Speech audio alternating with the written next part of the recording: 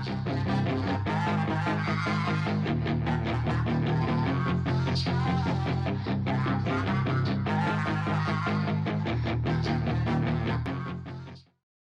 up, guys? Barry Gaming here, back with some more Idle Heroes, and today we are doing yet another hero guide. This time we're going to be going over Carrie. So she is that one dark faction hero that a lot of people are building. She's pretty close to a necessity for kind of the end game PvP meta.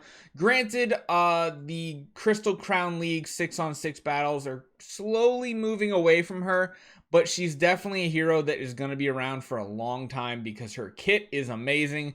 The energy drain is awesome. She's a very strong hero. So let's jump into it and let's start off and go over the artifacts that are good for her. So we're not going to be adding as many artifacts to this tier list as I would say we normally would, mainly because Carrie is not a PvE hero whatsoever. She's pretty much exclusively PvP. She does have a few uses in Aspen Dungeon, but her mainstay is PvP, and the new Vortex mode, she can be very useful draining energy. So, jumping into artifacts, there's a couple that are really important to go over, and this is for any carry. I would say one of the number one artifacts to give to her are, of course, the speed artifacts. Speed is key when it comes to carry. You want her going first. You want her getting those energy drains off as soon as possible to try to interrupt the enemy team's plan to set up. Yeah, I would definitely say these two are the top.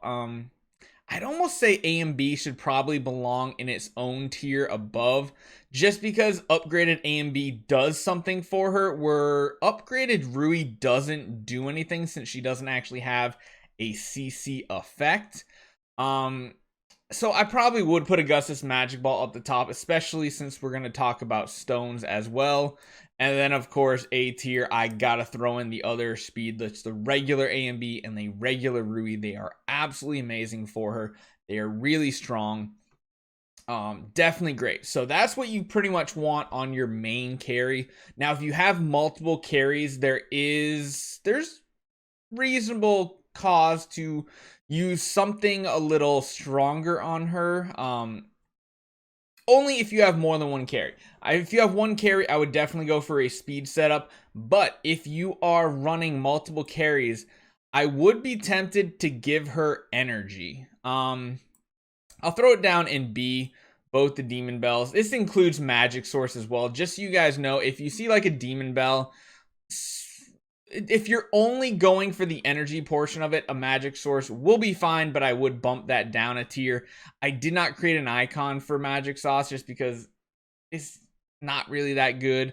But Magic Source can definitely be a good alternative on heroes like Carrie, where you're not really looking for the extra HP and attack, but it can be a good placeholder. Having a second or third carry with energy so that they can go round one with an active is very, very good. But again, I usually prefer having a speed carry if I only have one carry on my team. Beyond that, though, there's not that many other artifacts that have that much use on carry. Of course, I'd probably throw a crown up there just because it does make her tanky. Pretty much things like that. Now, I have seen in the meta when we had a ton of Sherlocks and a ton of carries and Garus around, the fights were lasting past 15 rounds. An upgraded Antlers gain was actually pretty devastating because it increased her attack, which also increases the amount of damage she does every time she dies and revives. So those can be really, really good things. But beyond that, I mean, I really wouldn't use much of anything else. Maybe an upgraded MSS. But even then, there's not many artifacts outside of this that would be great. One thing I did forget is the Demon Bell part where we were talking about Magic Source. Of course, an Orb of Annihilation will be great too. Again, I don't have an icon. I just realized for a lot of the class or faction specific artifacts, I'll have to make those up for future ones. But Orb of Annihilation is a great one, a great substitute for Demon Bell if you don't have that pay to win artifact. So that's pretty much what you want to run. As far as Sealand goes, you're pretty much doing the same thing. You just want her tanky. Whether you run an energy or a defensive artifact, it's kind of up in the air. The whole thing in Sealand is they're hitting the dragon boss with the energy drain pretty much every time. If you high roll it, you clear it, and that's about it. But things like upgraded Demon Bell here for things like Vortex to feed your energy to ticks can be a really awesome feature if you do have upgraded Demon Bells. Again, if you are not very end game, upgraded Demon Bells is not something you should be focusing on. You should be focusing on Augustus Magic Balls, Ruby Scepters, Crowns, things like that first. But that pretty much covers the good majority of artifacts. The only one I would think to put up here maybe is a candy bar if you're going up against a lot of Sherlocks. That could have some use because then you're immune to Dovings. Maybe, kind of, sort of. But yeah, as far as most modes, I wouldn't really use... You could use a Kiss of Ghost, you could use a Punisher that's upgraded, but is it really worth it? Not really when you consider what other heroes could have that artifact. So let's jump on over to the next part, which is going to be the stones. And of course, there's a couple stones that are going to reign supreme. In my opinion, Speed Attack is by far the best stone you can have on her. You don't really care about her being very tanky because, of course, she revives. So that's pretty simple as far as that goes. But I will put the other speed stones in the next tier down, in A tier, just because speed is absolutely important. It is the most important stat a carry can have, honestly. Like, speed is far outweighs anything else out there. But yeah, I mean, there's really no other stones I would particularly use. Maybe like an HP stone if you're going for some weird tanky setup, or maybe like an attack HP.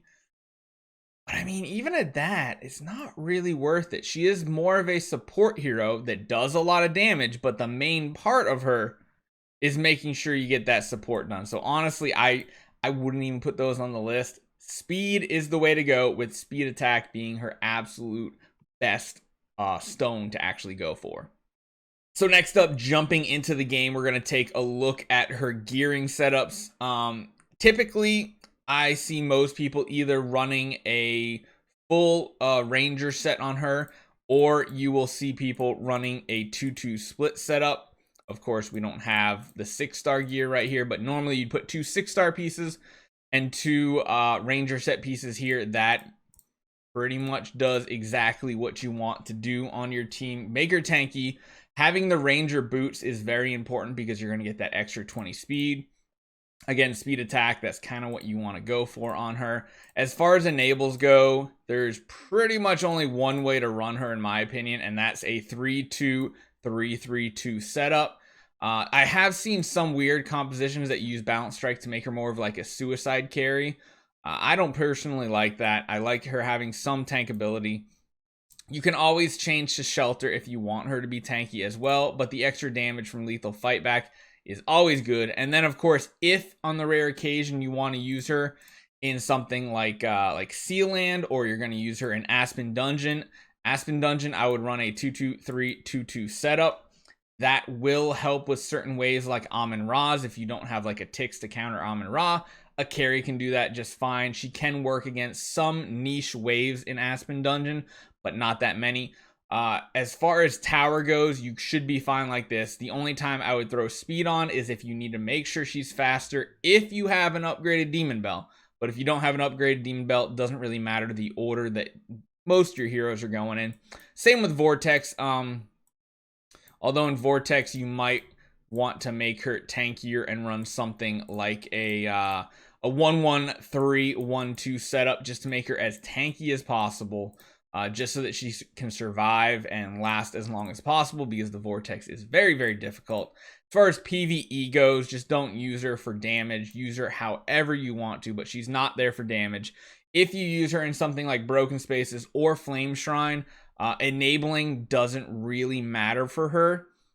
But what does matter is her draining the energy off the bosses to lower the damage that your team is going to be taking. As far as skin goes, she does have 2. The Red Riding Hood is going to give HP, attack, and damage reduction. That one's decent. Definitely looks cool. But the better one here is definitely going to be the Princess Carrie because, of course, the one thing we keep harping on, speed. Speed, damage reduction, HP, all stats you want on her. Really great. As far as imprinting goes, honestly, you might want to get V1 carries. Why? Because more speed. And speed is the name of the game. If you are building carries for PvP, you want to focus on your Celestial Island Dark Speed Tower. You're going to want to try to get to V1 just to make sure she keeps outspeeding their opponents. You want to make sure you get the speed from the boots, you get the speed from the stone, you get the speed from the enables, everything, because you want her to be as fast as possible. Now, as far as going past that, she doesn't get that much out of going too further. My opinion, keeping her at V1 would be perfectly fine. It's a very small investment for a big payoff to make sure she is faster. So the only other thing I want to talk about with her is going to be a quick look at guild tech. So of course she is a ranger. You need to have the whole first tree done. Every hero, every class needs to have a complete tree done eventually based on your priority. But of course, in the secondary tree, I would try to focus on anti-mage, then working on possibly anti-warrior if you still have a lot of Garudas in your meta, and then lastly, assassin. Again, priest is not one you actually need.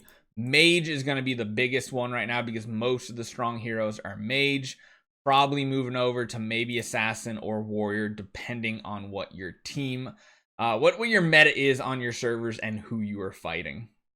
So let me know what you guys think. Are you enjoying the carries you have? Are you building a carry soon? Hopefully this helps you guys out. I know I said I'd kind of alternate between like a free to play and a pay to win style hero, but Carrie is kind of to the point where you can get copies of her not too hard, and just about everybody is building a carry. So hopefully this kind of gives you a little guidance on how to build her, how to optimize her, where to use her in the game. So let me know what you guys think. Make sure you hit that subscribe button. We're getting really close to our next sub goal and really close to the end of the year. So I want to see how many subs we can get by the end of 2020. It's been an interesting year, but good for Barry Gaming, I'll say. Good for Barry Gaming. Hopefully you enjoyed it. I'll see you guys next time.